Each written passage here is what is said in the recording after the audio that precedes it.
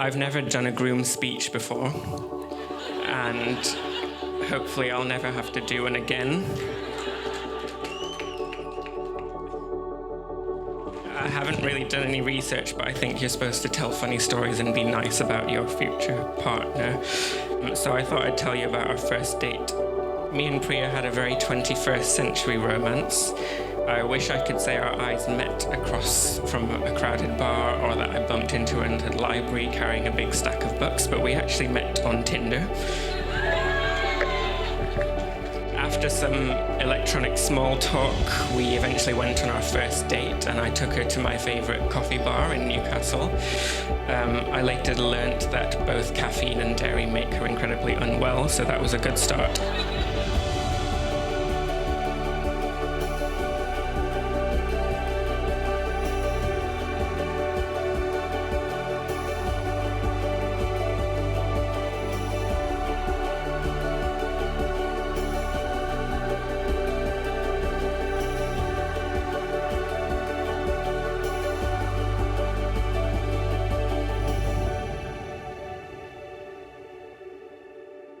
I recently reflected on my first impressions of Priya. She was a sparkling conversationalist. She was pretty, clever, and she knew what she wanted to do in life. And so I was really looking forward to a second date with her. Not too long ago, I asked her how she felt after that encounter. "You wouldn't look me in the eye. I thought you didn't like me," she said. Also, at one point, you ate the coffee beans off your espresso martini, like you just crunched them up. It was really weird.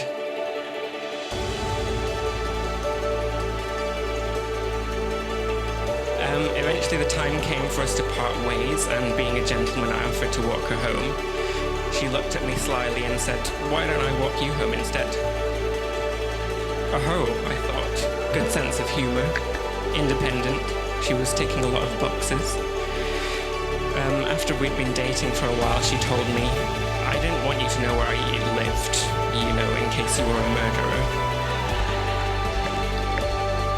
That was almost 6 years ago, and you're at our wedding reception now, so I'll let you draw your own conclusions about her choice in partners. But I'm really glad we went on the second date, because over the last 6 years I've had the honour of getting to know the sweetest and most caring person. We've enabled and indulged each other's ridiculous and usually expensive hobbies, and we've supported each other and celebrated each other's successes in pointless and again often quite expensive exams. We did all that as a weird boy and a girl who met on Tinder, and I'm incredibly happy that we can do that